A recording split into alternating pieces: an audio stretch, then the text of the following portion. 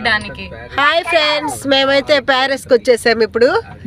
చూడండి ఫ్రెండ్స్, మీరు కూడా ప్యారిస్ అంత దూరం పోవాలంటే కష్టం కదా ఫ్రెండ్స్, అందుకనే ఇక్కడ మినీ ప్యారిస్ పెట్టారు చూడండి.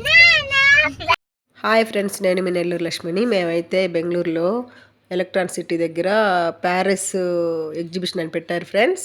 అంతా ఈఫిల్ టవర్ అంతా సేమ్ ప్యారిస్లో ఉన్నట్లుగా అట్లా నమూనా లాగా చేసి పెట్టారు.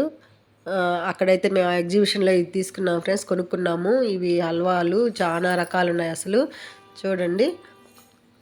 అదేమో ఖర్జూరం హల్వా, ఇది మామిడి హల్వా, ఇది ఆరెంజ్, ఇంకా ఇది వచ్చి బాదం, ఇది అంజీరా.